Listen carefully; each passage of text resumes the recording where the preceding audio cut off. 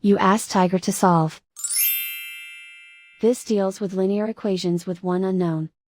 The final result is x equals 3. Let's solve it step by step. Group all constants on the right side of the equation. Add 9 to both sides. Simplify the arithmetic.